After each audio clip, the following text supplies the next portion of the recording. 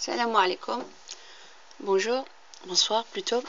Alors, je reviens ici en cette soirée afin de parler d'une situation qui dure depuis des années, voire depuis pas mal de temps, par rapport à Annaba. Donc, c'est un message que je vais faire au Wali, au nouveau Wali, Tawfiq, qui s'appelle Tawfiq. Monsieur Tawfiq, comment il s'appelle? Mezhoud. Monsieur Tawfiq Mezhoud, qui va remplacer Mohamed Salamani. Donc c'était un wali qui est resté pendant quand même 14 mois à Annaba et qui n'a rien fait pour une place historique à Annaba qui s'appelle la place d'Armes.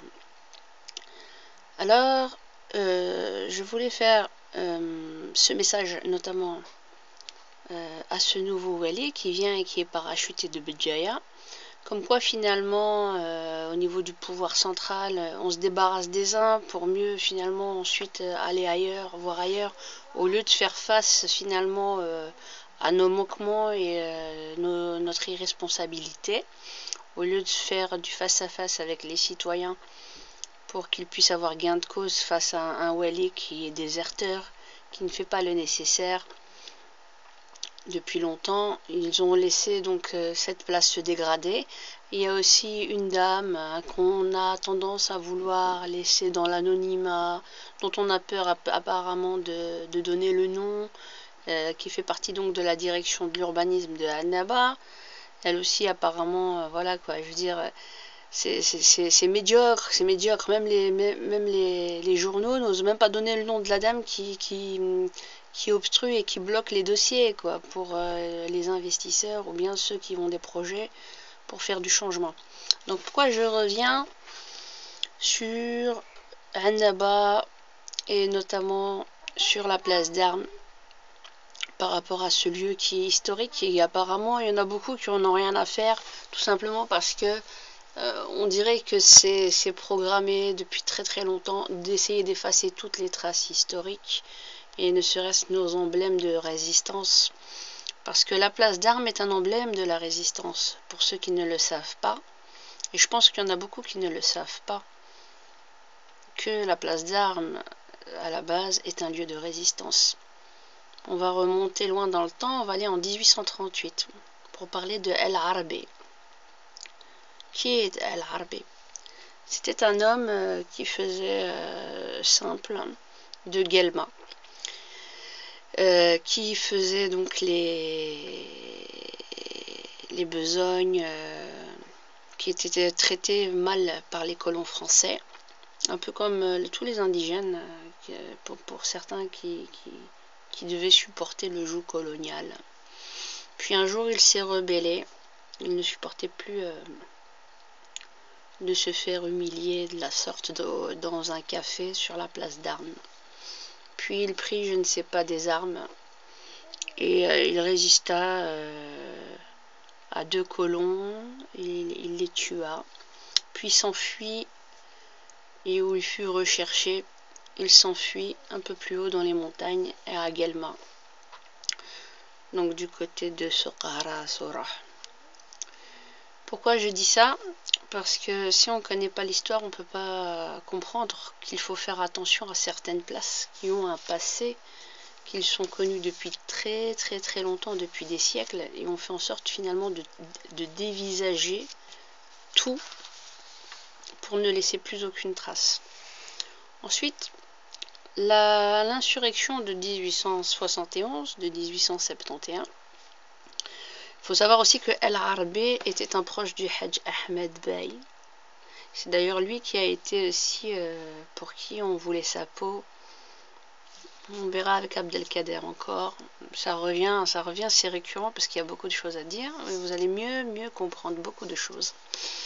Donc la place d'Armes, c'est un lieu historique. Puis en 1871, son fils El Aish ibn al-Arabi a rejoint l'insurrection de Mohamed el-Keblouti, Keblouti ibn Tahar. J'ai les noms, moi je cherche dans les archives et je fouille De toute façon, dans mon livre, je vais donner tout cela et toutes les cotes, toutes les références. Vous ne vous inquiétez pas. Ça, je sais de quoi je parle. Il y avait Ali ibn Rabah, il y avait Ahmed Saleh Ouled Rezghi qui fait partie du cercle de Soukaras de 1856. On peut voir une photo de lui, qui est de la même famille aussi, avec Keblouti ibn Tahar, surnommé Mohamed el-Keblouti, qui fait partie donc de ma famille, qui est peut-être l'oncle, parce que certains m'ont dit que c'était mon arrière-grand-père.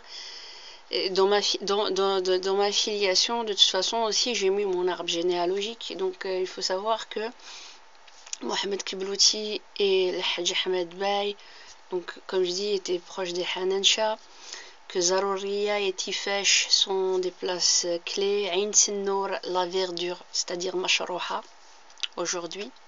Tout ça, c'est une histoire qui est occultée, qui est sciemment occultée, pour pas inquiéter les Boutaleb, mais tout revient. Ça sert à rien de fuir son histoire, elle finit toujours de toute façon par nous rattraper tôt ou tard.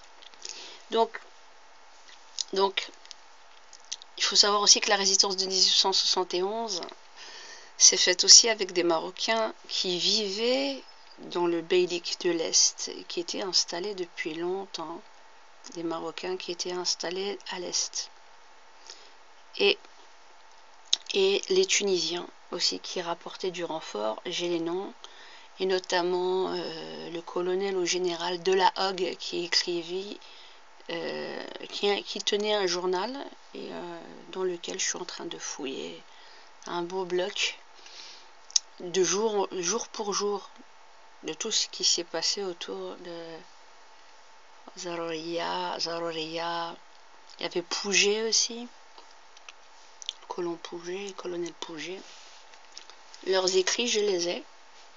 Et j'ai les références dans les archives nationales françaises.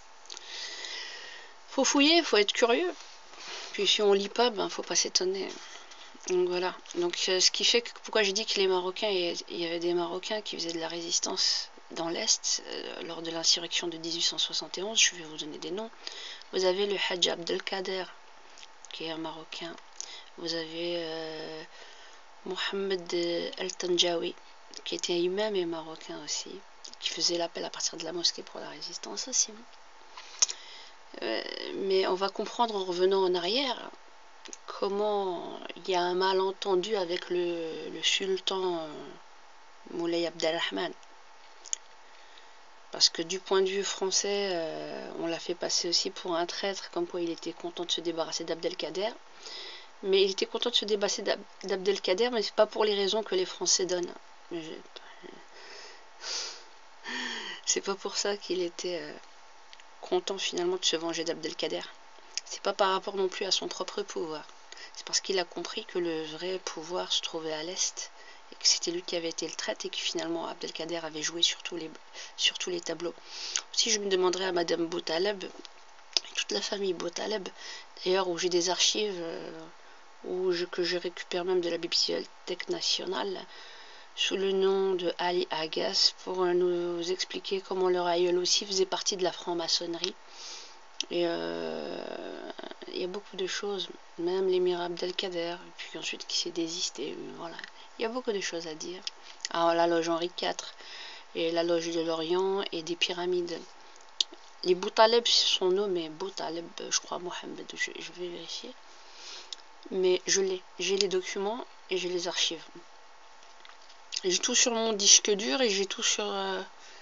N'inquiétez pas, toutes les références seront données. Et donc, mais pour revenir à l'histoire aussi d'Abdelkader, ça serait bien qu'elle nous explique dans ses correspondances de 1848 et de mars 1848, comme intermédiaire le commissaire Olivier, quand il écrivit au duc d'Aumale, comment, lorsqu'il était déjà en France, donc il s'était rendu en 1847, comment en mars 1848, il dit qu'il n'a plus rien à faire de l'Algérie, il est dans ses supplications en train de miauler, et qu'en ce temps-là encore, le Hajj Ahmed Bey était en train de faire de la résistance. Et il n'a fait sa réédition qu'en juin 1848, alors qu'il avait 62 ans. Encore une autre information à donner aux Algériens. Hadj Ahmed Bey n'est pas mort le 30 août 1850 comme beaucoup l'affirment et comme beaucoup d'historiens le relaient. Il y a un journal, Fil Akhbar, qui note bien le 1851. Il y a aussi Pélissier. Mais il y a une autre preuve qui est beaucoup plus récente. Et c'est un écrit original de mon aïeul Hadj Ahmed Bey, qui écrivit au général Richepanse en mars 1851.